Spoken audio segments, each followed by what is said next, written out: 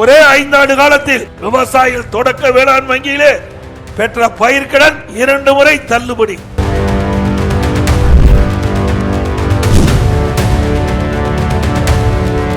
திமுகவில் அப்படியா இருக்குது? ஒண்ணுமே கிடையாது. இன்றைக்கு அற்புதமா அவர் வாழ்ந்து கொண்டிருக்கிறாங்க, எந்தவித கஷ்டமும் இல்லாமல். ஆனா விலைவாசி உயர்ந்து போய்விட்டது.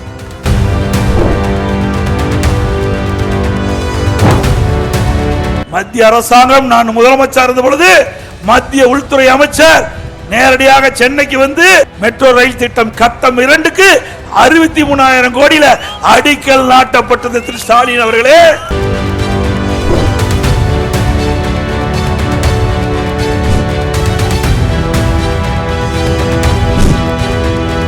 அரசியல் செய்வது கிடையாது.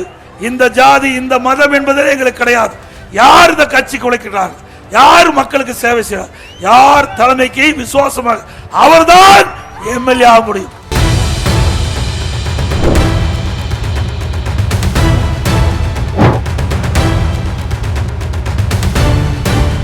தைப்பொங்கல் என்று அதிமுக ஆட்சியில எல்லா இளைஞர்களையும் தைப்பொங்கல் பொங்கல் என்பதற்காக எல்லா குடும்பத்தையும் 2,500 ரூபாய் கொடுத்தான்.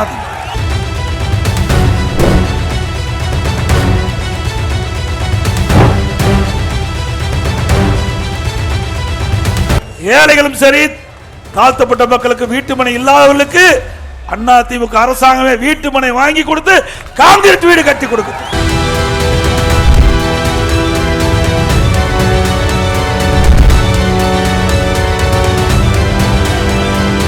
இன்னைக்கு அரிசி விலை உயர்வு, பருப்பு விலை உயர்வு, எண்ணெய் விலை உயர்வு, எல்லா விலையும் உயர்ந்து விட்டது.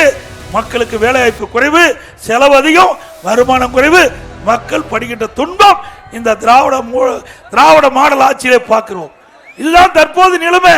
இப்படிப்பட்ட ஆட்சி தொடர வேண்டுமா?